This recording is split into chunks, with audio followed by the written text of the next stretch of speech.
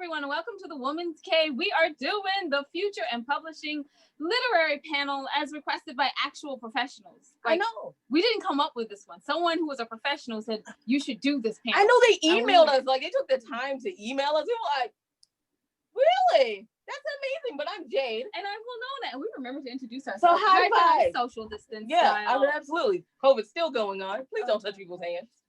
Just saying. Okay, I before, when COVID first started, everyone was like, aren't you ready for it to be over in 14 days? Like, we're ready. And I was like, I would like people to stop dying, but I'd like to remain in my home, yes. And then now I'm like, okay, I want to come up my house I just want people to stop dying. I mean, stop dying, please. Oh my God. All right, anyway, now that we moved off to the suppression issue. Yeah, so we wrote literary life guides with pop poetry, and I'm really not going to name a bunch of books today. So I'm just going to be like The Woman's Cave and Other Pop Poems, a Misfit Guide, and this is the only one that we call an anthology because it was number one. Yeah. When you have a number one best-selling books in poetry and anthology, you just go ahead on and Amazon. You accept it, yes. But all the other ones are just literary life guides. So and I thought I did my journey alone, and I thought the voice was bad. Please do not destroy my set. Please do not destroy. Stop touching my book. Okay, there we go. I'm done. I'm done.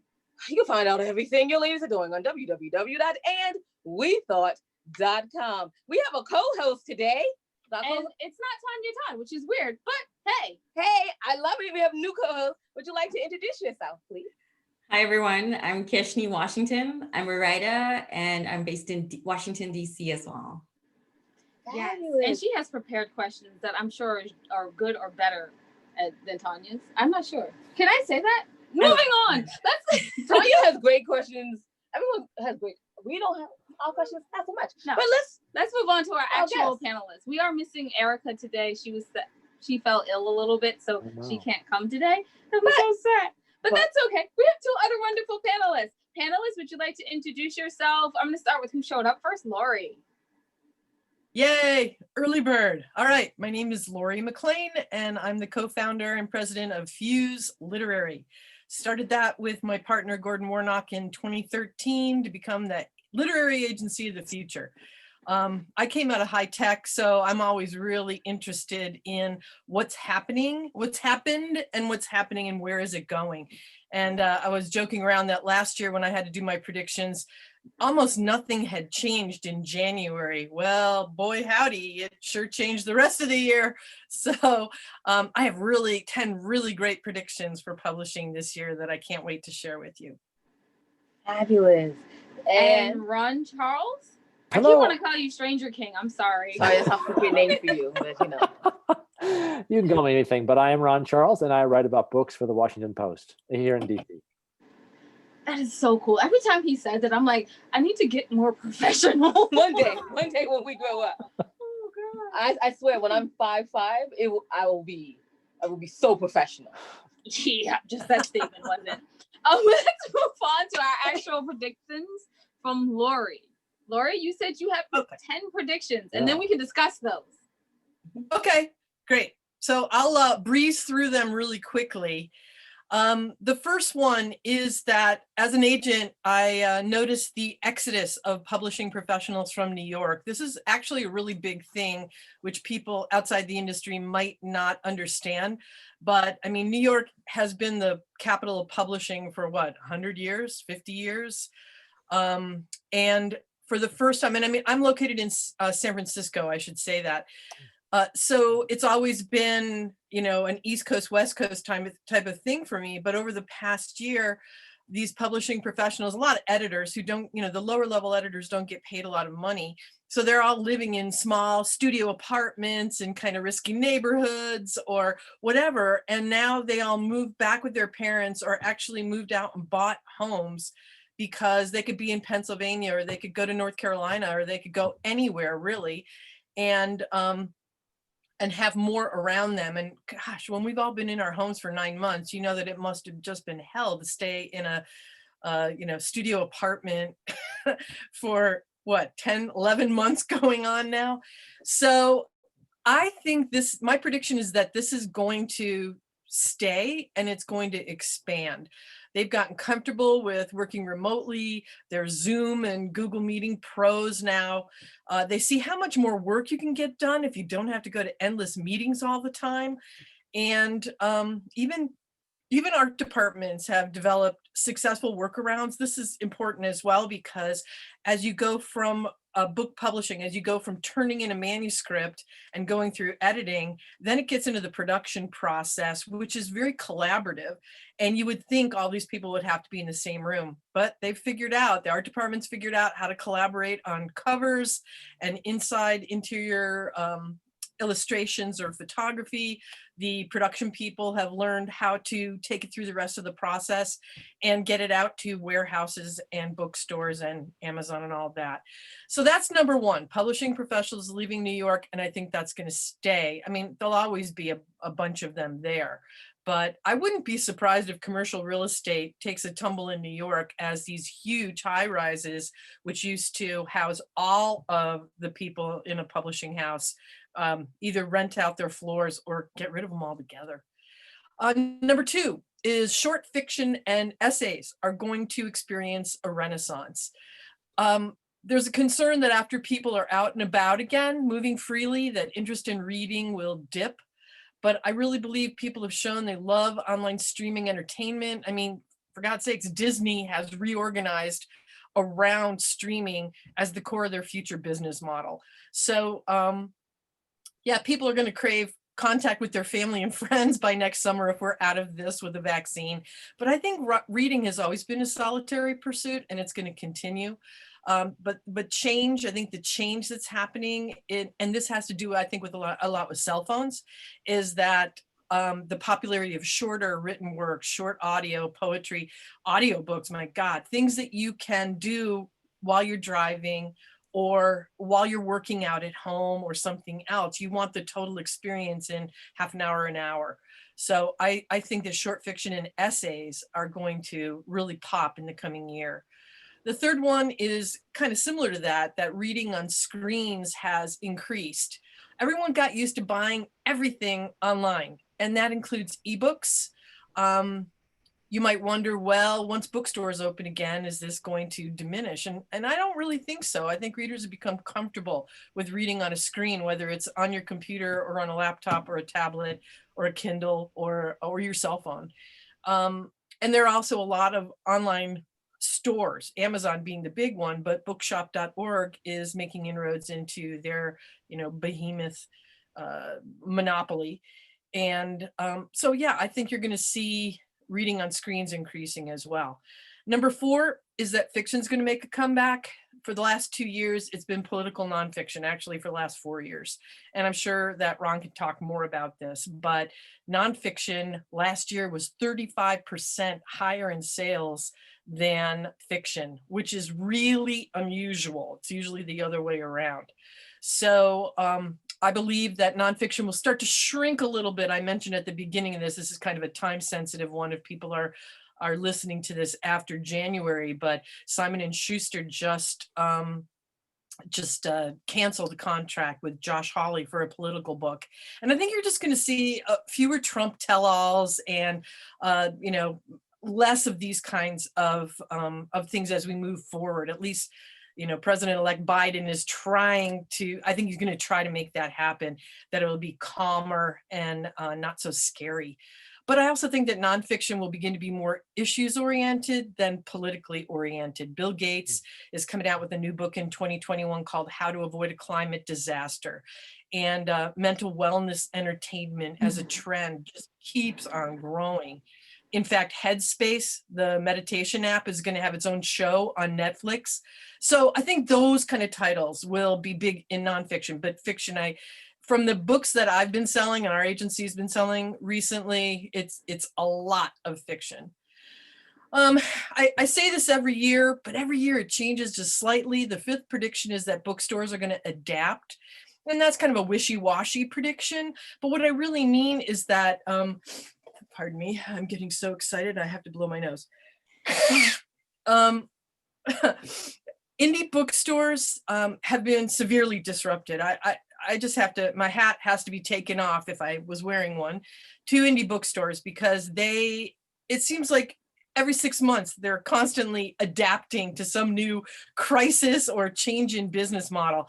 As a owner of a a marketing agency for 20 years back in a former life. Man, I don't know how I would have been able to adapt my business at the speed and with the just the fullness of how these guys have had to adapt. But they know that their core, it's community. So they've really rocked the drive-by distribution and deliveries, and they've figured out how to do online author signings, if you will, pre-ordering books from them that they ship to the author signs, and then they ship it out to whoever, or, you get a book plate and do that. So I feel really bullish that indie bookstores are going to keep adapting and keep thriving. I mean, their profit margins are minuscule, but I think they'll be okay. Who I am worried about is Barnes and Noble. I don't know if they're going to make it. They have huge box stores, which, 20 years ago, 10, 15 years ago was great for them. But now that you can find everything quickly online, it's I don't see that as an advantage anymore. And also, I think that, they're now led by a British guy, James Daunt, and I see him fumbling the ball already. I don't know. I'm going to give him 10 years. And I think they'll be gone, and it might even be 5. Okay, 6. I think a lot of your audience will be happy to hear this. I believe that indie authors are about to experience another resurgence, especially if they can figure out audiobooks and they find an alternative to Amazon's ACX, because Amazon doesn't do any publicity on ACX. So actually it hurts you a lot if you record your own audiobook and it doesn't sell. But companies like Serial Box, SERIAL, check them out. When Tor, which is the science fiction and fantasy division of Macmillan, when they got rid of a whole bunch of editors, these people all went over to Serial Box, and they do ebooks and audiobooks at the same time. And they make it like a Hollywood or a television writing studio. So you've got multiple writers all collaborating on these books, and they serialize them. And like I said, it's audio as well as ebook. So I don't know. I actually just sold my first project to them, so we'll see how that goes. But I'm pretty excited. They came up with the concept, and we threw a bunch of words at them, and they liked the one author that we had. So it should be really cool. And there's Radish, Crazy Maple Studio. There's a whole bunch of them, but I guess what I'm saying is the trend has opened up. To me, it's the second. If you look at those COVID curves, it's the second wave, but in a good way. Some are going to fail, of course, but I think it's very interesting that here's another opportunity for indie authors to expand into new areas. Number 7, kids get cozy with screens. I think remote learning has really changed how kids relate to online reading and computers and doing their work in a digital way. And it really reminds me of Apple's rise to dominance in the 80s and 90s by seeding schools, elementary schools, with Apple products. And these kids got really comfortable with it. And then they became Mac fanatics and iPhone users. And I've long said that I felt that picture books for babies and toddlers would never go digital as long as that total experience of a parent snuggling the child, and you hear the heartbeats, and it's this really personal, warm, wonderful, loving experience when a parent or a grandparent or somebody else reads to a baby. But if kids become acclimatized to snuggling with dad or grandma sharing a tablet and reading an animated fairy tale together, all bets are off, and now that the kindergarten age and higher actually have Chromebooks or something, tablets, and they're doing all their schoolwork there, I think you're going to see kids mature into digital readers sooner. So watch that space. It doesn't have to be an interactive book, but a picture book with a little bit of animation would be really cool. Almost done. 8, online book promotion becomes the norm. I'm not sure we're ever going to go back to, except for the big best-selling authors, these book tours city by city, which cost a lot of money for the publisher and don't give you a lot of results. I mean, I've had best-selling authors go and have 5 people in the audience, and it's a lot of time, it's a lot of money. And I mean, these school visits now that a lot of my authors are doing on Zoom, it's so cool because the kids feel the immediacy of it. They're used to remote learning, so they don't mind the Brady Bunch, pictures up there. And now you can reach every kind of school, even small schools in rural areas or schools that couldn't afford to pay an author a fee to do this. And you can do creative things like some of my authors are pre-selling the books. Like I will do a school visit for you for free if you can sell 10 copies of my books too. So it's like kind of like the Scholastic Book Fair, but on an individual author level. So that's cool. I can say more about that too, but I'll just drop that plum there. Publishing gets more diverse. I mean, I guess I should have led with that one, considering that it's probably the biggest trend in publishing right now, and it's not going to stop. It's just getting stronger and bigger and more diverse as we move through 2021 and beyond. I mean, all you do is look at the award-winning books this year and all the bestsellers. We've discovered a wide variety of voices and fallen in love with them. And agents who were about 1.5 to 2 years ahead of whenever the books come out when we sell them, but we love own voices authors, so do editors, but more importantly, so do readers. So I think capturing the zeitgeist of Black Lives Matter and Me Too and the American Dirt fiasco, these movements are here to stay. I don't see any slowing down in publishing. In fact, I see acceleration. So good for us. And number 10, the final one. And this one's kind of a little more narrow. I really only had 9 predictions, so I'm padding this one. But I wrote this in, I made these predictions in mid-December. And this one actually will probably be the one that really happens and is impactful in the next year. And that's that Amazon will start licensing their ebooks to libraries. Think about this. All the KDP authors, all the Amazon imprints, so far they haven't been available to libraries for lending. And I have several clients who are librarians, and they said that ebook lending is the hugest thing that they do. You've got companies like Macmillan, who's one of the big 5, and they are being draconian in how they're limiting the amount of books libraries can lease, I guess, to lend. So a big fee, and maybe you can only lend it 20 times, which is ridiculous. Because I look at libraries as a marketing tool for authors. If somebody went to the library and they looked at your first book in a mystery series and they loved it, they might buy the rest of your book. So to me, you can't look at it like, oh, I'm losing sales by having my book in a library.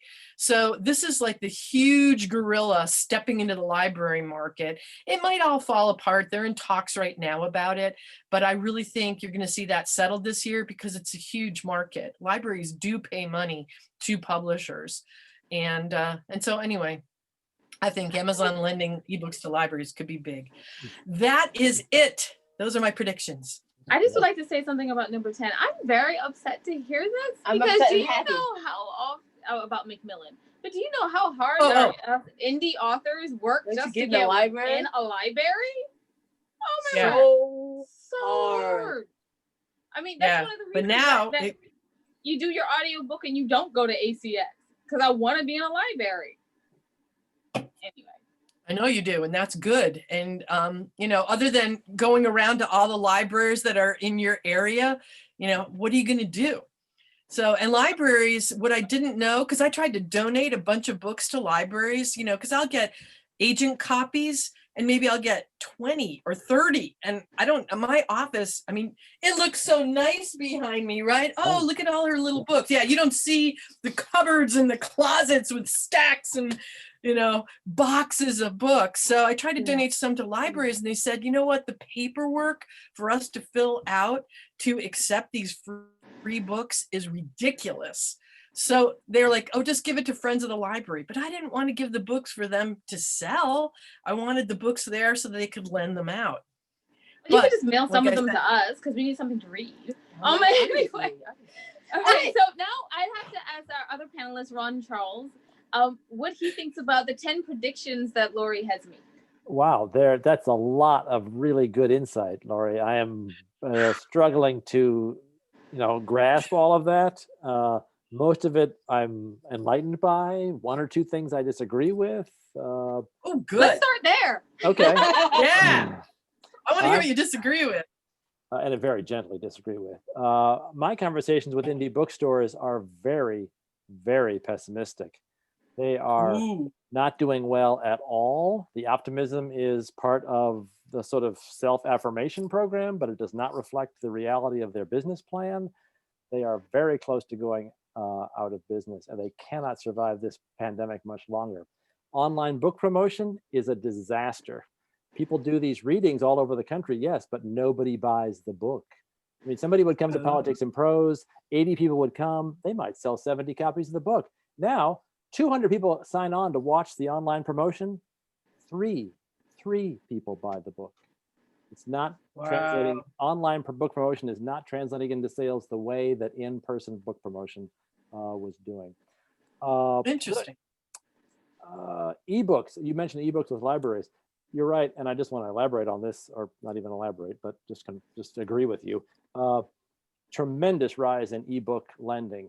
And I think a lot of it's from people discovering for the first time that libraries can do ebook lending. A lot of my friends and people here didn't even really know it until they were forced to, because the library's closed, the bookstore's closed, and they discovered through a lot of newspaper articles and magazine articles that you can check out books in the library. I don't think those people will ever go back. It's so convenient. It's so easy. You just pick up your e-reading device and suddenly the book's there for free. That could be, I mean, Macmillan's, as evil as they can be sometimes, their predictions could be true. They may lose purchasers full time if people discover how convenient and free library lending is. What else? Oh, political books, I think, will go niche and go self-publishing because they don't want to deal. They do not want to deal with the Simon & Schuster disaster that we saw last night. They don't want the humiliation. They don't want the embarrassment. They don't want their woke staff walking out on them. So more people like Don Trump Jr., will self-publish their books. They've got huge email databases. They can market directly to their readers. They sell more books. They keep more of the profits. We could see a lot more niche political self-publishing. And that's all I got to say at the moment. I like that. You know, I wondered, everybody's wondering, what is President Trump going to do next after he leaves office, right? And one of the big things that people are talking about is maybe he'll have his own channel, his own streaming channel, or his own, you know, not Fox, but maybe a Newsmax type of a channel. The Trump channel, of course, will have to be branded. But I look at people like Rush Limbaugh, and he makes a lot, and Alex Jones, and they make a lot of money selling stuff from their radio and TV channel. So I could imagine that the whole Trump family would have books that they would sell directly. Why not? You know, indie published books, they sell directly. They get to keep 100% of the profits. And I could see that happening. That's not an official prediction, but I could see that happening. What do you think, Ron? Do you think that's the way he's going to go? I that's what Don did for his last book, Don Jr., and it seemed to work well, although we don't have any real numbers, but they've got the data, and not many politicians have that kind of database, but a lot of those huge conservative figures do. Yeah. Oh, that's interesting. I mean, very interesting. I'm slightly happy for the indie crowd, right? Because we're indie poets, which is something to be said. And we're really excited about your prediction about short stories and essays taking off. We write literary life guides with short stories and essays. Just saying, bro. Just in case. So that was exciting. It's been really difficult because you try and get an agent to represent you. And if it's the chicken and egg situation, well, you don't have enough of a name. So, we can't publish, nobody will want to publish a collection of your work, blah, blah, blah. Now you can get it out there in digital format where the economics of publishing are totally different and build an audience that way, and that's going to be good for our poets and essayists, who a lot of them, especially in politics, Ron, a lot of them, their voices have been heard over the past 4 years. So now they probably have a good database, email database too, and they could, at least they could market to their database, right? Even if they use KDP to actually produce the books. So. Also, I loved your one about audiobooks, because our audiobooks have been doing really well. Which was like, what? Y'all want to listen to my audiobook? I love it. Year after year. I have audiobooks are huge. I have one question Huge for upside. Ron Charles before we move over to Keshni and all of her beautiful questions. I know she has great questions. Research. She has great questions. Mr. Charles, from what you are reviewing right now, what do you think will be kind of like the fan favorite for next year of fiction and nonfiction? Jeez. That's I don't know. Let's be honest. I really don't know. I think nonfiction's easier. I think we're going to get some huge, big name analysis of the Trump disaster of the last 4 years. That's easy. But fiction, I don't know. I mean, I've reviewed or read 4 books so far in January. They were all, this feminist Western, very, very cool. Oh yeah. Oh yeah. I like that one. Really hip debut. Loved it. Oh, cool. The new, I just got a copy of one of the Booker finalists. Oh, Yeah, nice. I think it's wonderful. But what do I know? It's just 4 books out of what will be thousands over the next few months. Yeah. Okay, I'm already picking up Outlaw. I love the cover. I'm gonna judge the book great? just by the cover. Judging it by the cover. Yeah. I think both these covers are very cool. Yeah, they are. Yeah. Oh, I have things to add to my list. I'm excited. Okay, Kashni, Kashni, you've been so quiet. We've got to bring you in. come on in. I know you have the good questions. Come on. Well, Laurie did such a great job with her list of predictions. She she actually answered quite a lot of things I've been wondering about. But I guess the one thing you didn't touch on, Laurie, is writers' conferences. Because I know you're the director of the San Francisco Writers' Conference. And how do you see, these events must have been affected last year with the whole situation going on in 2020. How do you see them adapting this year? Was it detrimental last year, or did people just seamlessly move online? And what do you think the future of those events are? Great question. I have spent way too many hours strategizing about this. The San Francisco Writers Conference is always listed in the top 3 in the United States as far as writers' conferences, along with Writers Digest, and sometimes it's the Texas YA Book Festival or the Pacific Northwest Writers Conference in Seattle. But okay, so I took over as the director 2 years ago. Lucky me, huh? So the first year we had a big change because for 15 years we'd been at this small, beautiful, historic boutique hotel, the Mark Hopkins, in a top Nob Hill, very snooty in San Francisco, but we outgrew them. So we did my first job was to do a big search and find another hotel. And San Francisco is ridiculously expensive. But the founder of the conference said, no, we're not going to an airport hotel that's more affordable. We have to be in San Francisco. So we picked the Hyatt Regency Embarcadero, which is really nice also, but a different feel. One was very historic and beautiful, and the other one is, luxurious and huge and lots of rooms and great AV equipment and things like this. It's also right across the street from the wharf and the bay. So within walking distance, you've got everything from, Michelin starred restaurants to taco joints. Okay, so we found our place. We did the first year in 2019, and it was the best conference we'd ever done. We had the most people there. We had great presenters. The energy was through the roof. Everybody, usually we have, I don't know, maybe less than 10 people sign up for the following year. We had 25 people sign up that day. I'm coming back.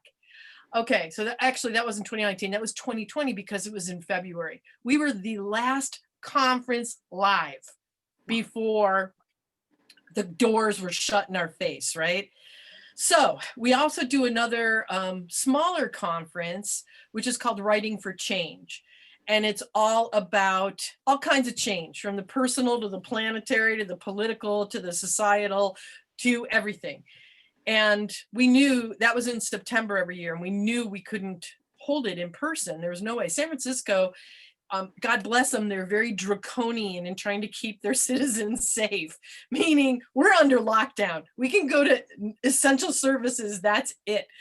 And you have to wear a mask. And Gavin Newsom in California has made like 5 tiers of things from, you basically can't go out of your house to everything's open. So we knew we couldn't have Writing for Change in the fall. So we decided to go virtual. And that was just like the bookstores, right? That was a huge learning curve that we had to do immediately. So I got this little SWAT team, this little skunk works together, and there were 3 of us. And all we did was figure out what platform can we use, what kind of presenters can we get, what kind of a program should we put together, and how much should it cost? Because people they're getting so much stuff for free online. We can't, but if we don't charge anything, we can't pay any of our presenters. So, I mean, it was ridiculous. I did that on top of trying to, figure out what publishing was doing for my day job, which is running a literary agency. Trying to do all that, but we did. And we usually get about 100 people at Writing for Change. We're up past 300 now. We did nightly talks featuring 2 people conversing about a topic. We did Black Lives Matter. We did American Dirt, so Latinx voices and how could they be heard. We did homelessness. We did, oh gosh, what was the other one? Shoot. I always forget one of them. We did other cool stuff. Oh, women's rights. And so we had that on a platform called Crowdcast, which is kind of like Zoom on steroids. Zoom, you had to go into different rooms and manually click people off so they didn't show up and stuff. Whereas Crowdcast was built from the ground up on a stage and audience metaphor. So you had the people there and you never see anybody else who's in the audience except down at the bottom where you can just see a whole bunch of little bubbles on top of each other. That was amazing. And we made it free. We made it pay whatever you want. I mean, a few people threw in some bucks, but it was, basically free. And then on the weekend, we had the Writers Conference, which was more like your traditional Writers Conference, which went through how do you write a memoir for change? And how do you, what do you need to be a voice in politics on any kind of subject? And we just had these great teachers and we recorded all of this. So we've still kept if you go to crowdcast.io and you search on Writing for Change Worldwide, you can listen to all of the 2-hour individual, we called them inspiration conversations. I'm telling you what, that was so successful. We got so much positive feedback. We're going to do it again in September because I figured, Writing for Change Worldwide actually does play into the format of being online.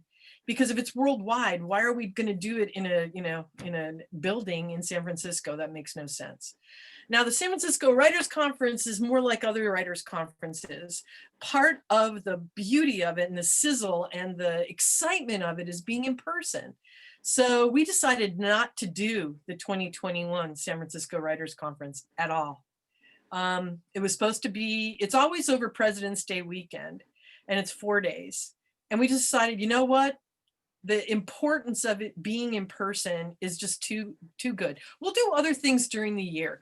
We're thinking now that maybe we'll do some of those evening conversations, authors talking to authors, or we'll do a virtual cocktail party, things like that are really low key, free. Everything will be free, and do a few of those in February. But and then throughout the rest of the year, we'll do something. But yeah, Writers Conferences really took it on the nose. Our staff got, I think we have them on 5%, like a subsidiary or whatever you call it, subsistence payroll. Our payroll went down to a ridiculous amount. I mean, don't we all do this because we love it as much as getting paid for it? So so we're all hunkering down till 2022 and hoping that will, we better kick this thing by then, or I don't know what I'm going to do. But boy, that was like a 20-minute answer to your question. No, it's very interesting to me because, I actually attended a Writer's Digest virtually in November. So it was, and I've never been to a writers conference in the US before. I'm from South Africa originally, so I've been in the US for about 8 years, but I've just never been to a writers conference. So that was going to be my first one, but it was virtual. So the experience was, it was kind of different. Not as good. So, I and mean, it's just not as good. It's wonderful. A podcast like this that takes an hour or so, that's about as much as people can pay attention, you know, and it better be pretty interesting. But a writer's conference, full bore for 4 days, I think I'd slit my throat by about hour 2 and go get a sandwich or something, you know. Oh, I don't think you actually get kind of interested in the speakers. We had to host them for like.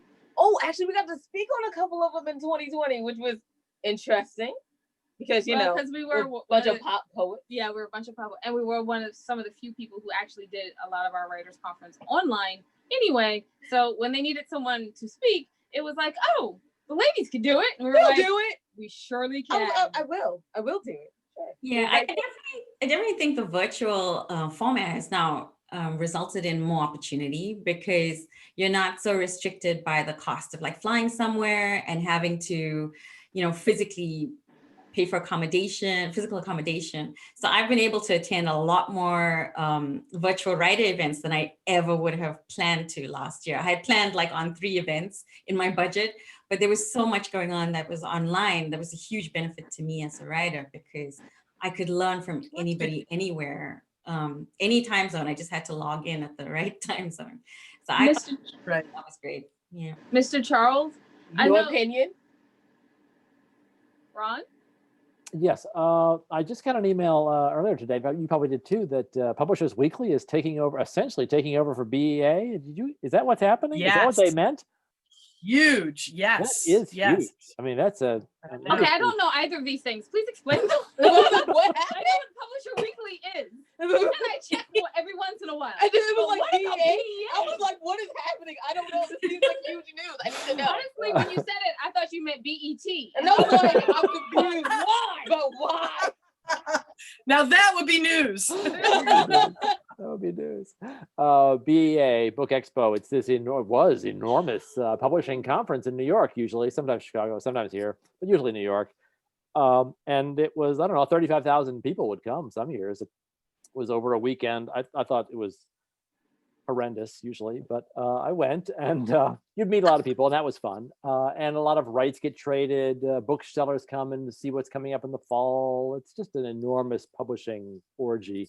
But the coronavirus canceled it last year. They thought it was probably going to be canceled this year, and so they pretty much gave up for good. And now, if I'm reading the email correctly, Publishers Weekly is going to take it over and do it virtually. So that's an enormous online project. And I don't know how that's going to work exactly. They built their own software and everything. Yeah. Oh, they built their own software. Okay, so that makes sense. Yeah. Oh, I was like, how did that? How was that going to work out? No, now when you said the whole name, I knew exactly. Once you said Book Expo, I was like, oh, I know. Yeah. Ooh, yeah, for a minute there, I was like, BET. I wonder what they're going to do. I would love to see that. That was no or hate it. It depends. No, I feel like they should give them 1 hour. And then decide if they could take over BET. Okay. But anyway, moving back to the real thing that was going on. So wait, what does a book reviewer do at the Book Expo of America? I didn't go every year, but I would go and see what's coming up, basically. That's all. And just see a lot of friends. It was mostly a social thing, but I would get a sense of the big books that are coming up in the spring and the fall. And then when they eventually poured into the office, because we get so many books, it's hard to keep track, I would recognize them and I'd be more likely to be on top of things. That was all. Oh. I love how he says the books pour in. It's great. I love it. Oh my God. Yeah, you try and figure out what the trends are going to be in the next year and stuff like that from publishers and their salespeople. Yeah. I've always wanted to go. Just you should. Well, you can't. It's over. Up. It's never happening. Can't anymore. You can go online though. Go online. But I don't know how that would work. I mean, because you used to wander around the what was it, Kravitz Center? That's almost the right word. Javits.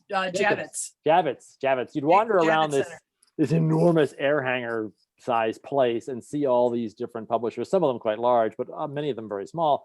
And you would see hundreds and hundreds of publishers and hundreds of thousands of books all at once. It was handy. Yep. Exhausting. So did you do the one? Well, no. Okay, we're talking about the future in publishing. That's true. Thank you. It's the past. See, the future. I'm about to get hung up on all that. I know you were. Well, this is the present, right? This is the present of publishing. It just happened today. Future in publishing. It's like the three ghosts visiting Scrooge. So obviously, not as many expos this year. Oh, I'm sad. But I'm giving it back to Kashni because I don't want to take up all the questions. Yes. Go ahead, Kashni. Well, I had a question for Ron. Tell us more about this totally hip book review video series that you did, because I'm glad you asked. I discovered them by researching you, and I love them. Like, how did Thank this you. start? Thank you And very much. tell us more. Thank you very much. It started about 10 years ago when the first wave of bankruptcies hit the newspaper industry, and the first thing to go, sadly, was book sections. And a lot of my friends were losing their jobs, and the ones of us who were left were being asked to do increasingly ridiculous things that we all do normally now and don't think anything of it, like promote ourselves online. But that seems very natural. But at the time, it seemed humiliating. And so I was trying to imagine what is the most humiliating thing that my boss would make me do. And it was to come up with a video book review to try and reach young people, because there was this constant drumbeat to meet young people. And so I developed this character, this nervous, anxious, misogynist, stupid book critic struggling to hang on to his job, who would deliver these panicked book reviews in 60 seconds. And so we did one, and I sent it around to my friends, and we all laughed, how funny, well, they're gonna make us do this. But someone at the Post saw it, and they liked it and put it on the Post website and asked for more. And so now the last 10 years, we've produced, I think, maybe 50 or 60 of these things floating around out there. Little short video book reviews, sometimes parodies of the publishing, usually parodies of the publishing industry, sometimes parodies of book critics, sometimes parodies of the books themselves. But that's what we do. So. And does this have a title? Because I'm going to look at it as soon as this is over. Yeah, you should, and it's hilarious. Totally hip book reviews. Totally hip video book review. Yes, Yeah. it should pop up. Okay. Yeah. And actually, although how he says it sounds very sad, It's pathetic. super It's so great, funny. and fun. And I wish you would review books. They're more. hilarious. It is. It's great. It is so great. Thank you very much. We just put one up Monday, in fact. It's been a long dry spell. Ooh, which book? Nick, the prequel to The Great Gatsby. Right. Oh, This one up. This is there. fabulous. I'm Yeah, I'm we'll immediately look it up. going. Immediately. Okay. So Jace, I have another question. Yes. So I guess since I'm a writer and aspiring to be published, I wanted to ask about editors. So in your experience in the industry, what is your advice to writers out there in terms of pitching their books? What are the best ways to approach editors and agents? I know there's a lot of generic advice out there that I've read, but from your personal experience and your personal preferences, like what can you reveal to writers out there about editors and agents? That's really for Laurie. Are you asking Ron or me? Laurie Both knows of you. about Are you this. asking me? Both of you, yeah. Okay. So by editors, do you mean editors at publishing houses? Yes. Or do you mean, okay, because there are independent editors who will also edit your book, but those are more like indie editors, book doctors, things like that. Okay, so editors at big publishing houses, the big, well, now it's 4, right? Because Simon & Schuster just got Not bought by yet. Penguin. Not yet. House. Not yet. Ah, not yet. You think it might not go through? The Biden Oh. people could come in and tell the Justice Department, no, shut that down. Well, we'll see. Yeah, and there's a new administration. Who knows what their Justice Department is going to do? Okay, so we'll say the big 5. It was Simon & Schuster, Penguin Random House, which was Penguin and Random House till they merged, Macmillan, Hachette, and HarperCollins. And the only one owned by a U.S. company was Simon & Schuster. So if Simon & Schuster does get sold to Penguin Random House, there will be no huge publishers owned by U.S. companies. Penguin Random House is owned by Bertelsmann in Germany. HarperCollins is owned by News Corp, well, Australia, I guess you'd say. And Hachette is owned by a French company, Hachette Livre. So all those editors at those really big houses, they will not talk to you directly. You have to get an agent. That's our shtick, right? That's our value add. That's our middleman advantage, if you will, that we have to bring people to them. And in fact, if they met you at a conference and really liked what you were doing, they would say, go get an agent and then bring this to me. So you can meet those kind of editors at conferences. Almost every writer's conference I know of invites a handful of editors from big, medium, and small publishers. The small ones, like regional presses and university presses and niche publishers, like, you know, if you did mysteries and you saw an editor at like Poison Pen Press, or gosh, of course, now I'm blanking. Crooked Lane is another one. So if you saw those, you could deal with those editors directly. They do not require that you have an agent, and you could go in there at that level, no problem. But a lot of the medium-sized ones, like, well, I used to use Harlequin as an example. They got gobbled up by HarperCollins. So Kensington Books is another one that they're medium size, and you could talk to their editors directly without an agent. Although eventually, if you got a contract with them, that's a great way to get an agent, because then you go to an agent and say, I got this contract in my hand. I need somebody to negotiate it for me, and I'm willing to pay you 15% to do it. So that's kind of the lay of the land. Now, if you're really asking me, how do I get a book deal, which is what it sounds like rather than how do I meet editors? If you want to get a book deal, I used to say that it was like there were two paths in the woods, and they did not come together regardless of what we think. And if you chose self-publishing, that was the path you chose. Market the heck out of your book and build a fan base that way. If you chose, or if you were lucky enough or talented enough or whatever to go traditional publishing, then you're going that way. And again, you know, you work within that framework. But now I look at it more like a ladder, that there are many rungs for you to move back and forth. You might start out self-publishing, and then you build a name for yourself, and then you get an agent, and then you get a book deal with a publisher. You might start out the other way, where you get a traditional deal right away. Well, maybe your first book doesn't earn out, and they say, you know what, you know, we're a risk-averse business here in this big publishing capital of New York. We don't want to have another book from you. So that's okay. You learned a lot in that first experience. You have one book out there traditionally published. You were in bookstores, so, you know, now you can self-publish. And, you know, as silly as that sounds, a lot of times, not a lot of times, but sometimes that happens, even in the middle of a series. You do 2 of the 3 books, they didn't sell as well as the publisher wanted. And so they say, you know what, we're just going to not do the contract for the 3rd book. Well, what are you going to do? Don't you owe it to your readers to finish that series satisfactorily for them? Of course you do. So you would probably self-publish that book. I don't know. Does that answer your question? Yeah. It answered a lot of mine. Oh my goodness, it did. Okay. Catch me? Like, I could talk for about 5 hours and still not repeat myself on this subject, but No, that basically that's it. You know, and look, you guys have a podcast. You can invite editors on your podcast. Then guess what? do. Now you know those editors, and now you can use them to say, like, hey, I just want a bit of advice. I wrote this book, and who should I go to?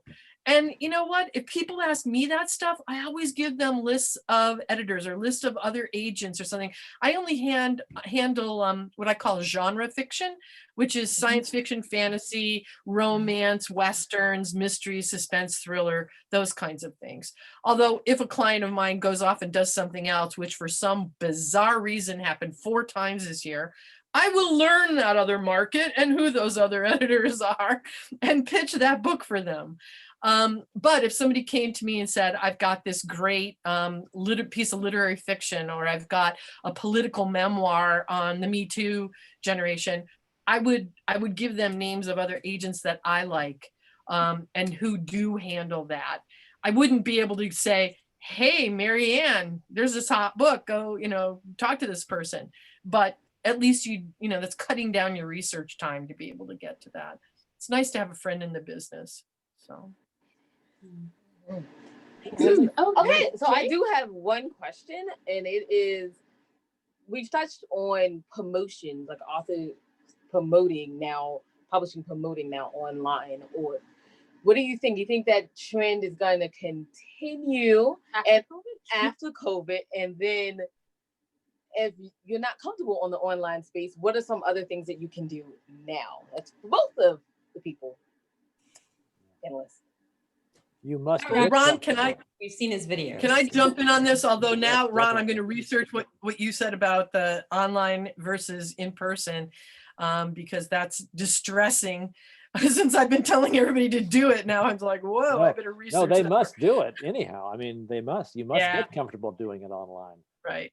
You don't have any. Well, other I choice. was doing something the other day online, and the one of the it was Ann R. Allen's blog, and she insists that people whoever come on to do a blog post, and it was this publishing predictions blog post, and she insists that they talk to the comments, that they interact with the people who comment. And this one person said, I'm very sorry to hear that most marketing and promotion will be done online, because I have spent years building up audiences in each of my local bookstores, and I love going there and I love doing that. It's much more than selling books. It's just the whole community, and writing is such a solitary experience, and this is a way for me to be with my fam, and all that. And I said, well, but it's getting to the point where, like, if you go to Barnes and Noble and they say, sure, you can have a book signing post COVID, and you go there and only 5 people are there. I get it that that's, something that makes you feel good, but it's really not going to help your sales. It's not going to help promotion. You're not really getting much out of it except, a fleeting experience. So I said, why don't you try and be a little, because I spent 20 years in marketing before I became a literary agent. So I said, why don't you spend time being creative about how you can get together in person with people then? So do a book picnic. Everybody brings their own food. And of course, this would have to be in, when it's warmer weather, but you all go out to a park or, whatever, somebody's backyard or whatever. And you all sit around in your chairs and you eat your food and you just discuss the book. And maybe the author does some readings. And the only requirement is that you had to buy a copy of the book beforehand. Now, that doesn't cost the author anything. And you might even find that more people come as you start to do it. Maybe you do it every week or every month, or during the summer once or twice. Another idea was to go to book clubs and have them socially distanced, and same kind of thing.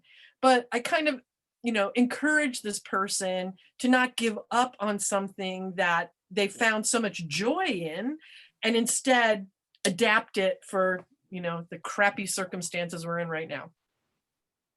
Mr. Charles, can I add to that question? Go ahead. Okay. Yeah. I mean, you've already had experience adapting to online, so maybe you can just give advice to the writers out there that are learning this. You have to, because you don't have a choice. Yeah, that's my only advice: is you have to do it. I remember it was a huge adjustment just to do public readings, because a lot of writers were very solitary, shy people, and to have to go be entertaining in front of a crowd was torture for many talented writers. Now that's expected and no one thinks of it. And I think the same transition will have to, as Laurie says, you've just got to do it and you've got to be creative about it. Okay, so if you really want clues, you should probably go check out his video. Right, because it's hilarious. I'm going to. I'm excited about it.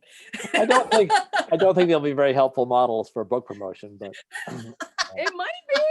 TikTok is a thing, y'all. Okay, so we recently joined TikTok. Yes, we did. Like and 3 weeks ago. Everyone kept being like, "You have to do it. You have so much to say." I don't want to join TikTok. And when we got there, we found out that there are a lot of best-selling authors who are traditionally published who are already on TikTok. Wow, I did not know that. Yeah, and I was like, so most of the authors there are not indie, right? I did not know that. A lot of best-selling ones from traditional publishing, and I'm like, wow, this is interesting. So they actually, quite a few of them actually now follow us, which is kind of weird, kind of fun. I know. But watching their videos, it's a lot more like your videos, Ron. So like, honestly, if you were thinking book review moves online, that's what we would be doing. We just sit there and we like say 3 things that are awesome. And it's very boring. Whereas everybody else's videos are like, woo, I'm dancing, I'm doing this, and saying something about a book review. Well, and I'm like, what you discover instantly is how boring it is just to set up a camera and speak into it. I mean, people's attention span is so short. You've got to flap around with a lot of energy to keep anyone's attention. I'm I quoting love you how on you that. said fly around. I And feel like with we should that, end on that. with that is the end of this show. Would you, I mean, after you say flap around, I think like the better thing we could be like, or tomfoolery. Good. Like I think, and like if he said flap around and do tomfoolery, it would be like absolute done. Like we just shut it down now. But now's the time that we ask, where can people find out more about our guest today? So Laurie, since you were first. Okay, so our agency website is fuseliterary.com, Fuse. We have, let's see, on Twitter, it's @FuseLiterary. It's also on Instagram, Fuse Literary. On Facebook, it's Fuse Literary. We're going for the branding, Fuse Literary. Crucial. And my personal Twitter account is @AgentSavant because I'm an idiot and did not know that I was going to have Fuse Literary, so I'm off brand, but oh well, there it is. And that's pretty much it. And the San Francisco Writers Conference is sfwriters.org. We're a nonprofit, so we get to use org. Thank you so much, Mr. Ron Charles. You can find me at Ron Charles on Twitter. The Totally Hip Video Bookreview.com will bring up those videos, or the Washington Post, of course. Fabulous. Thank you so much. When can we expect your next review? Yes. The next video review? No, like I want people to know when they can look, when they should like subscribe to the Washington Post to read your next review. Yes, I'm in the paper every Wednesday. Every Wednesday. So that means in a couple I'm a paid subscriber, I want you to know. Excellent. Yes. Excellent. Me too, though. We are too. Me too, though. As a wonderful co-host, where can people find out more about you? Oh, sure. My website is keshnywashington.com. That's KESHNI Washington.com. And I have a podcast called the Signal Fire series. You can find that on any streaming channel, and it's conversations between South Africans and with Americans as well about interesting things that they're doing out of the norm. Cool. Yeah, it's a very insightful, inspirational podcast. It is. It really is. And I guess you can Would you find out like to wrap us everything up? your ladies are doing on www.andwethought.com. And you can find out our other podcast, which is the Ladies Tale Podcast. We have professional script people read. We're professional actors. Read my TV script. Yeah, okay, sure. Mm-hmm. Yeah, I was just going to go over that. And more importantly than all of that, please check out the Ladies tab and go to the middle and see the charities that we probably support. Some of them are really doing some big things coming up in 2021. So maybe you can support them with that. And we thank you in advance for that. And just remember, y'all, wisdom is all around you if you're open to finding it and accepting it. So peace and love, you guys, from Will Nona and Jade. Bye-bye. Oh, yeah, thanks for listening.